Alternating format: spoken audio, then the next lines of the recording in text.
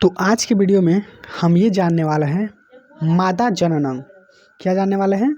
मादा जननांग यानी कि मादा का जो जनन अंग होता है, यहाँ तक बच्चे पैदा करना, जैसे कि सेक्स कहाँ पर होता है, बच्चे का विकास कहाँ पर होता है, आखिर सेक्स के दौरान कैसे बच्चे होते हैं या कहाँ पर बच्चे का विकास होता है, कैसे अंडाणु का निषेचन, सारी चीज़ मादा के जो भी जनन के बारे में जो भी इन्फॉर्मेशन है आज हम इस वीडियो में बताने वाले हैं। मादा का अंडाशय कहाँ होता है, मादा का कह सकते हैं कि गर्भाशय कहाँ होता है, मादा अंग, योनि वगैरह सब चीज़ मैं आपको इस वीडियो में आपको बताने वाला हूँ। ओके, तो आज हम जैसे कि पढ़ने वाले हैं मादा जननांग। हम पिछले वीडियो में ये सारे हम लोग पढ़ चुके थे, लैंगिक और लैंगिक जनन में अंतर, और आज हम पढ़ने वाले हैं मादा जनन अंग। तो देखिए, मादा जनन अंग यानी कि मादा यानी महिला, मादा का मतलब महिला, ठीक, फीमेल, फीमेल, ठीक, फीमेल का जनन अंग पढ़ने वाले हैं। यानी कि देखिए, ये देखिए फीमेल का जनन अंग का भाग है, ये जो है ना, इतना ये फीमेल के क्या होता है, जनन अंग होता है, ठीक। ओके, तो हम आज सब चीज़ के बारे में आज हम स्टडी करने वाले हैं, ठीक। तो मैं आपको इस वीडियो में यही बताने वाला हूँ, सिर्फ मादा यानी फीमेल का जनन अंग, ठीक। पूरा इंफॉर्मेशन आज हम इस वीडियो में आपको देने वाले हैं। ओके, मादा का पीरियड्स, सेक्स के दौरान बच्चे का रहना, एवरीथिंग मैं आपको इस वीडियो में बताने वाला हूँ। हालांकि लोग इस टॉपिक को पढ़ने में शर्माते हैं।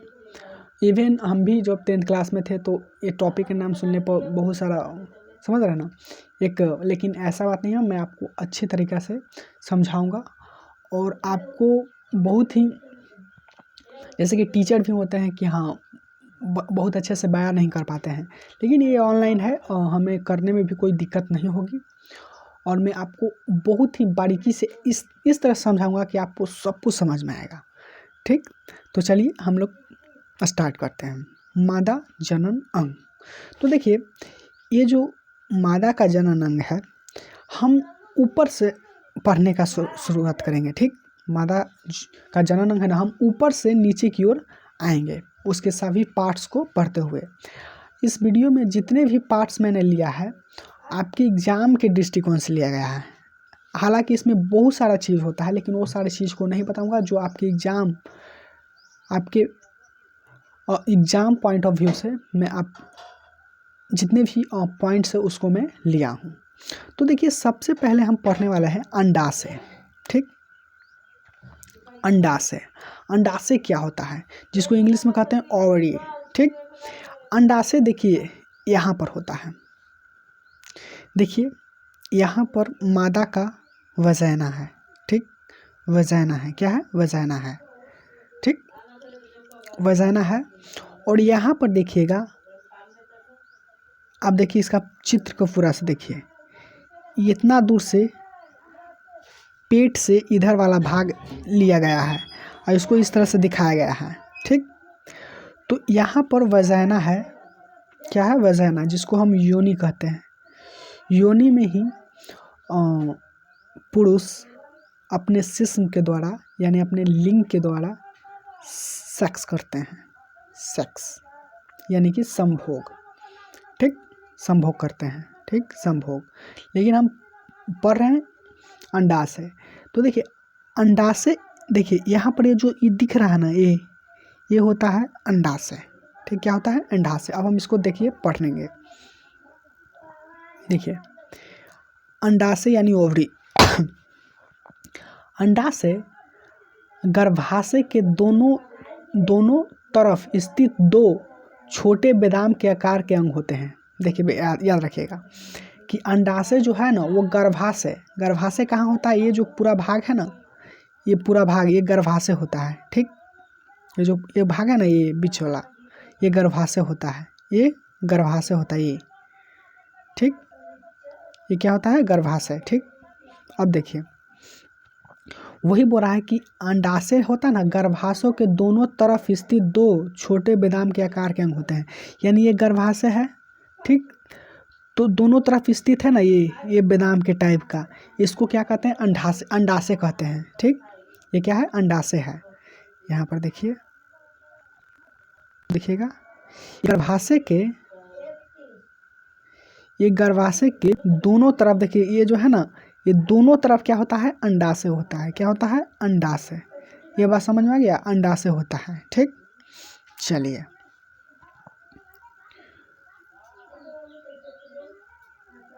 अंडाशय होता है, एक बात समझ में आ गया।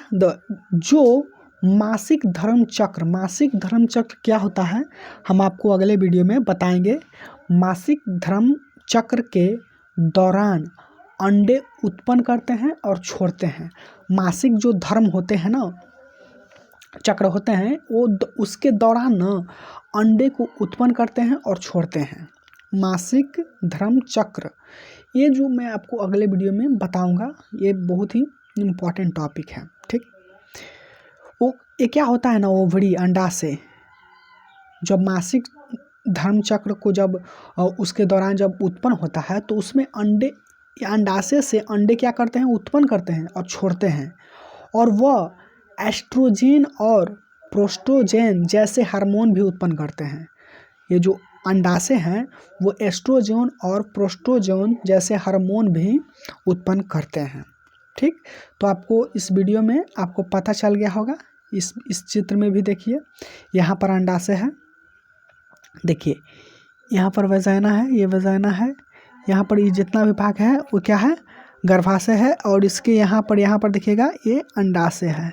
ठीक, ये क्या है, यहाँ पर अंडाशय दोनों तरफ। ठीक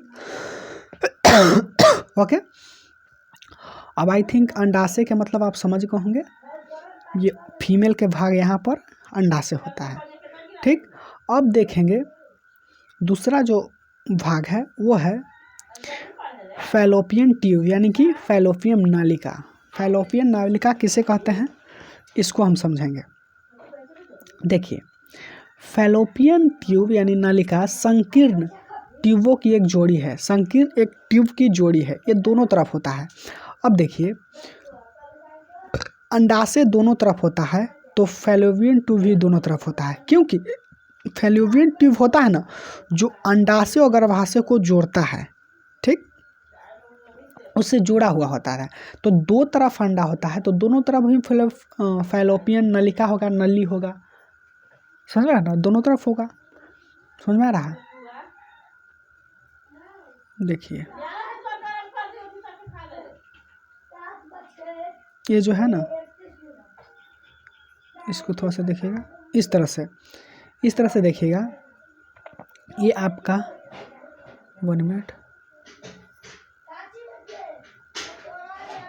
ये देखिए, इसको यहाँ पर भी अंडाशय है, यहाँ पर अंडाशय है, तो आप बताइए जो गर्भाशय है, तो आखिर फैलोपियन नालिका जो होता है ना वो अंडाशय और गर्भाशय से जुड़ा होता रहता है, तो ये भी अंडाशय दोनों तरफ है तो दोनों तरफ फैलोपियन नालिका जुड़ा होगा। ठीक, समझ में आ रहा है, तो यही फैलोपियन नालिका क्या होता है, देखिएगा एक जोड़ी ट्यूब है जो अंडाशय से गर्भाशय तक फैली होती है। यानी अंडाशय, यहाँ पर अंडाशय है और गर्भाशय यहाँ पर है, यहाँ तक फैली हुई रहती है। ये जो नलिका है वो फैली हुई थी, माने उससे जुड़ी हुई रहती है। समझ गया ना, अंडाशय और गर्भाशय तक फैली होती है। ये जो देखिए यहाँ पर ये जो भाग पूरा गर्भाशय है, तो ये जो है ना ये अंडाशय और फैलोपियन नलिका ये दोनों से गर्भाशय और अंडाशय से जुड़ी रहती है, यानी कि फैली हुई रहती है। ठीक, ये जो लाइन दिख रहा है ना, ये जो ये पाइप की तरह, ये क्या है, फैलोपियन नलिका है। ठीक, समझ में आ रहा है ना, ये जो पाइप की तरह दिख रहा है, यहाँ पर देखिए, यहाँ पर फैलोपियन ट्यूब लिखा गया है।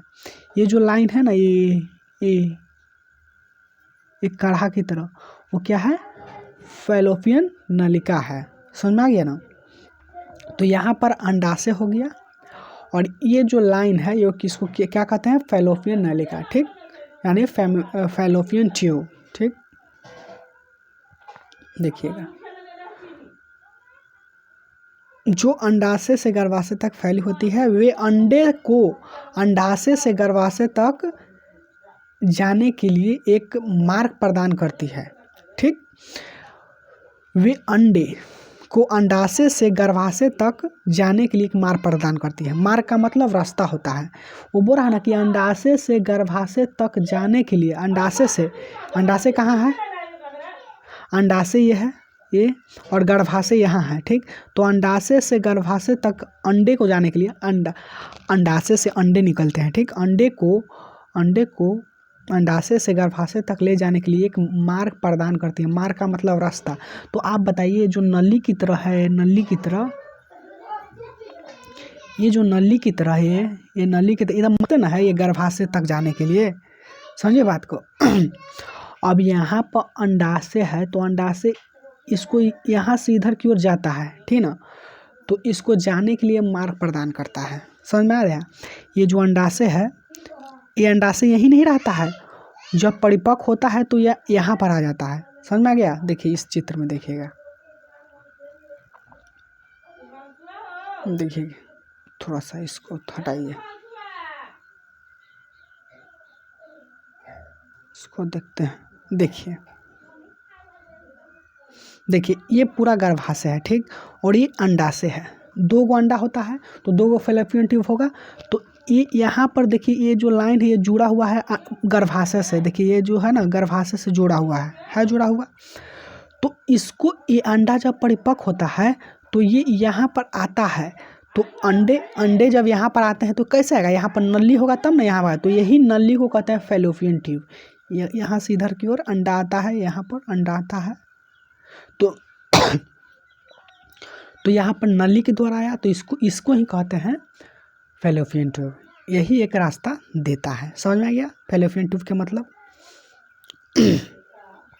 चलिए, फैलोपियन ट्यूब जो मार्ग देता है और निषेचन के साइट होता है। ठीक, निषेचन का साइट होता है। अब आगे चलेंगे गर्भाशय, जिसको हम यूट्रस कहते हैं इंग्लिश में। गर्भाशय क्या होता है उसको हम समझेंगे।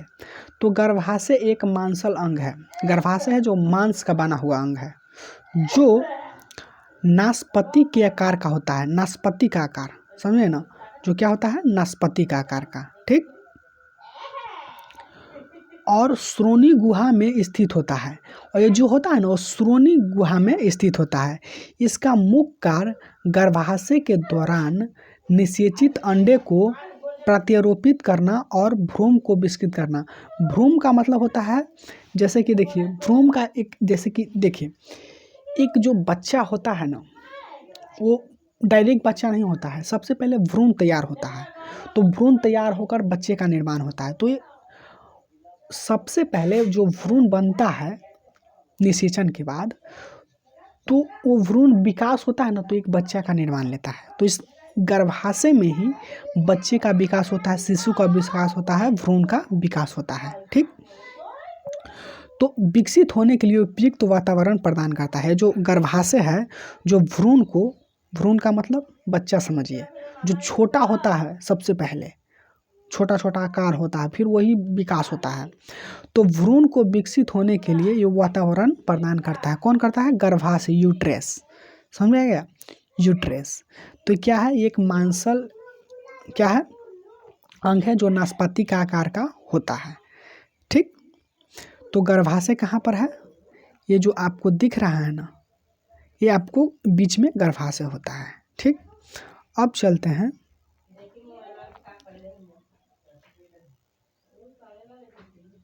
गर्भाशय ग्रीवा किसे कहते हैं। गर्भाशय ग्रीवा किसे कहते हैं? तो देखिए मैं आपको बता देना चाहता हूँ, ये गर्भाशय है। ठीक, यहाँ पर जो है ना ये गर्भाशय है। तो गर्भाशय ग्रीवा किसे कहते हैं इसको हम थोड़ा सा देखेंगे।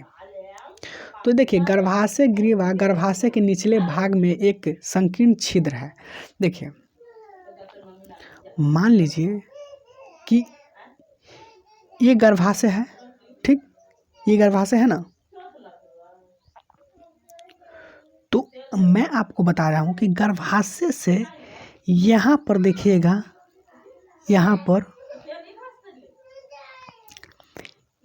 यहाँ पर आइएगा तो यहाँ पर एक छिद्र होता है यहाँ पर, तो उसी को क्या कहते हैं, गर्भाशय ग्रीवा कहते हैं। ठीक, गर्भाशय जैसे कि देखिए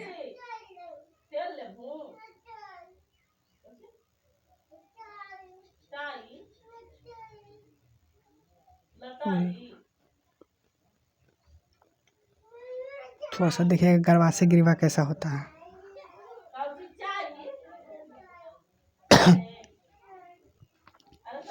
देखिए 1 मिनट,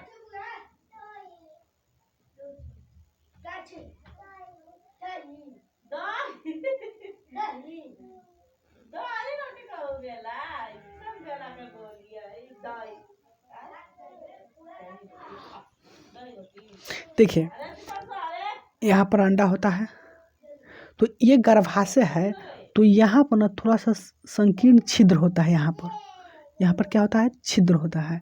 और ये तो योनि है, तो यहाँ पर छिद्र होता है ना, इसी को कहते हैं ग्रीवा। क्या कहते हैं, ग्रीवा। समझ में आ गया। ये गर्भाशय के निचले भाग में यहाँ छोटा सा छिद्र होता है, छोटा सा छेद होता है, उसी को कहते हैं ग्रीवा। समझ में आ गया। तो ये कहाँ, ग्रीवा कहाँ होता है, यहाँ पर होता है, योनि के ठीक ऊपर होता है। ठीक ना, योनि जो यहाँ पर जो योनि होता है, ये मार्ग होता है यहाँ पर इतना बड़ा, तो ये योनि का ऊपर होता है ग्रीवा। समझ में आ गया। चलिए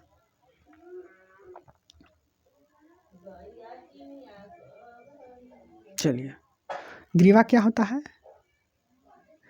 ग्रीवा एक गर्भाशय के निचले भाग में एक संकीर्ण छेद होता है जो इसे योनि से जोड़ता है।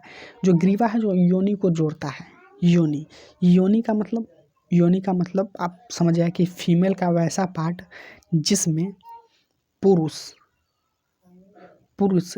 अपना शीशम का मतलब क्या होता है,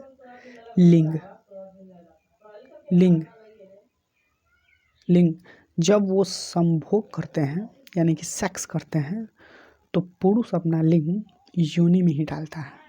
ठीक, और सेक्स करता है, घर्षण करता है।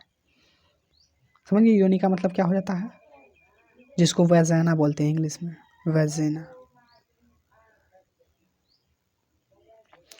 तो जब पुरुष अपना शीशम का मतलब आप समझ जाइएगा, लिंग, पुरुष का लिंग, जब वो सेक्स करता है तो महिला का योनि में ही अपना लिंग को जैसे कि डालता है। योनि का मतलब समझ गया। तो चलिए, इसे योनि से जोड़ता है, ये बलगम पैदा करता है और जो शुक्राणु को मार्ग को सुविधाजनक बनाए या बाधित करने में मदद करने के लिए पूरे मासिक चक्र को स्थिरता में परिवर्तन करता है। ठीक, शुक्राणु एक पुरुष के ही कह सकते हैं कि वो है, आगे हम वीडियो में आपको बताएंगे शुक्राणु। ठीक, समझ में आ गया। तो गर्भाशय ग्रीवा क्या होता है, ये सुविधाजनक प्रदान करता है और कभी कभी बाधित करने में भी ये पूरी तरह से मासिक धर्म को स्थिरता में परिवर्तन करता है। ठीक, क्या है ग्रीवा एक छेद है जो जैसे कि गर्भाशय के नीचे होता है, योनि के ऊपर होता है बीचों बीच। ठीक, एक छिद्र की तरह। अब हम यहाँ पर देखिए, यहाँ पर जो है ना, यहाँ पर ही ग्रीवा होता है। ठीक, और ये गर्भाशय है, गर्भाशय के नीचे ग्रीवा होता है। ठीक, जहाँ गर्भाशय में बच्चे को विकास होता है, बच्चे जब पैदा होता है तो उसी में रहते हैं। चलिए, वजीना हम पढ़ेंगे, वेजिना हम पढ़ेंगे यानी योनि पढ़ेंगे, क्योंकि योनि का मतलब मैं आपको समझा दिया हूँ। ठीक, तो हम चलिए स्टार्ट करते हैं योनि के बारे में। ठीक, तो योनि क्या है, योनि एक पेशी ट्यूब है।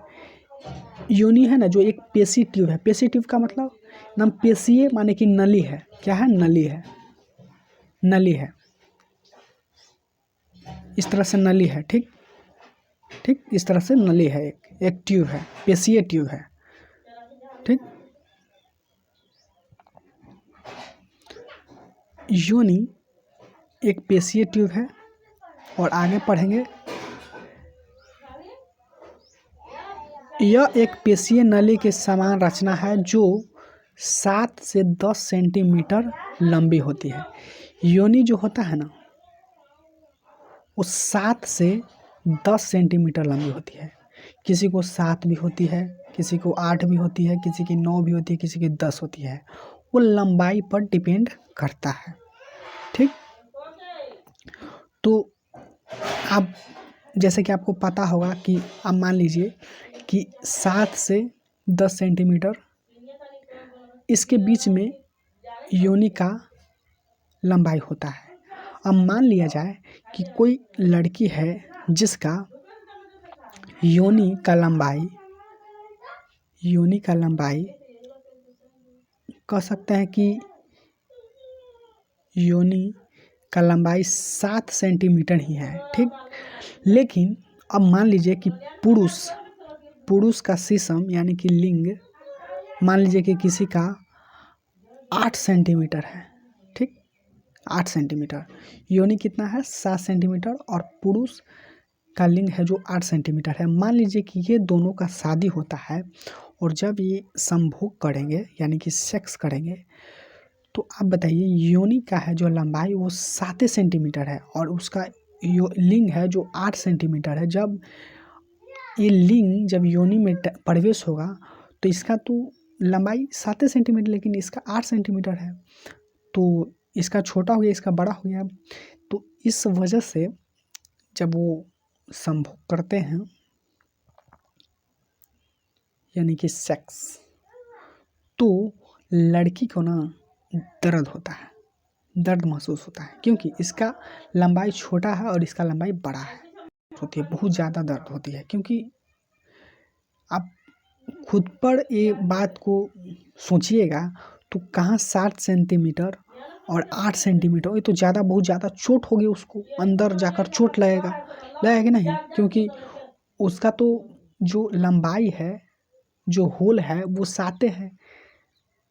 ठीक, अगर इधर से धक्का जाएगा तो उसको चोट वहाँ पर अंदर पर महसूस होगा। इसलिए अंदर जब कोई ऐसा होता है जिसे बहुत ही दर्द होती है। ठीक, तो मैक्सिमम जो लंबाई होती है वो 7 से 10 सेंटीमीटर के बीच में ही होती है। ठीक, चलिए फिर इसकी दीवार पेशी तथा तंतुमय संयोजी ऊतक के बनी होती है। ये पेशी तथा तंतुमय संयोजी ऊतक के बनी होती है। आगे देखेंगे, यह बाहर की ओर एक छिद्र वल्वा के द्वारा खुलती है। वल्वा के द्वारा ये बाहर की ओर खुलती है, क्या, योनि। ठीक, वल्वा एक पतली झिल्ली से ढकी होती है जो हाइमेन कहलाता है। देखिए वल्वा जो होता है ना, वल्वा वो पतली झिल्ली से एक ढकी हुई रहती है। ठीक, जिसको हाइमेन कहते हैं। हाइमेन को और एक भाषा है सील, क्या है, सील, लड़कियां का सील, इस तरह से होता है ना, तो लड़की के सील टूटता भी है। वो कैसे टूटता है मैं आपको बताऊंगा, लेकिन जो वल्वा होता है उसी से ढका होता है। ठीक, फिर देखिएगा योनि संभोग, संभोग का मतलब ये होता है सेक्स, या मैथुन, मैथुन का मतलब भी सेक्स होता है, के समय योनि संभोग या मिथुन, मैथुन लिखेगा, मैथुन के समय नर के सीसम, सीसम का मतलब लिंग, सीसम का मतलब लिंग, सीसन पेनिस, इसको इंग्लिश में पेनिस कहते हैं, को ग्रहण करती है, जिससे अस्खलित वीर्य यानी कि बहता हुआ वीर्य, निकलता हुआ वीर्य मादा के जननांग के अंदर पहुंचते हैं, योनि में ही पहुंचते हैं। ठीक, फिर देखिएगा दूसरा है कि जन्म के समय शिशु मूत्र मासिक स्राव इसी द्वारा बाहर निकलते हैं। योनि के द्वारा ही बच्चे पैदा होते हैं। मूत्र पेशाब जिसको कहते हैं वो बाहर निकलते हैं योनि के द्वारा ही। मासिक स्राव भी योनि के द्वारा ही निकलते हैं, समझ गया, इसी के द्वारा बाहर निकलते हैं, समझ में आ गया। यानी कि शिशु यानी बच्चे का जन्म योनि के द्वारा, मूत्र यानी पेशाब का विसर्जन योनि के द्वारा, मासिक स्राव भी योनि के द्वारा ही होता है। योनि का मतलब आप समझ गए होंगे। ठीक, अगर नहीं समझे तो कमेंट बॉक्स में जरूर आप बताइएगा। ठीक, तो ये हम लोग पढ़ चुके हैं, जनन को समझ में आ गया, जनन को हम पढ़ चुके हैं। तो देखिए योनि ये जो है ना, ये इतना भाग है ना, ये योनि है। ठीक, यहाँ पर देखिएगा ये देखिए, यहाँ से यहाँ तक ये जो होल दिख रहा है ये योनि है। क्या है? योनि है। आप कहिए कि तो बहुत छोटा है, नहीं, ये 7 सेंटीमीटर तो 10 सेंटीमीटर के बीच होगा, लेकिन ये चित्र में आपको दिखाया जा रहा है इस तरह से। ये जो यहाँ तक है, यहाँ होल है, मैं आपको बता रहा हूँ, ये होल है जो ना, ये से ये आपको दिख रहा है ना, ये योनि है। क्या है? योनि है। योनि के बाद यहाँ पर छोटा सा छिद्र है, ये वल्वा का, सॉरी, ग्रीवा होता है, ये गर्भाशय होता है, ये अंडाणु है, ठीक, अंडाशय, ठीक। तो ये जो ये भाग दिख रहा है ना, ये मोटा टाइप का होल की तरह, यहाँ से यहाँ तक, इसको ही योनि कहते हैं, ठीक, समझ में आ गया? जिसको वैजाना कहते हैं। आपको फीमेल पार्ट के जितने भी रिप्रोडक्टिव सिस्टम था उसको हम आपको समझा दिए हैं, और हम अगले वीडियो में हम जैसे कि हम आपको नर जननन के बारे में बताएंगे, नर जननन। ओके, तो आज की वीडियो में इतना ही। और इसका पीडीएफ, हाँ, जो मैं पढ़ाता हूँ उसका नोट्स, कह सकते हैं कि ये जो पीडीएफ जितना दिख रहा है ये साउंड, ये आपको कहाँ मिलेगा? ये वीडियो डिस्क्रिप्शन बॉक्स में आपको मिल जाएगा। ओके, चलिए।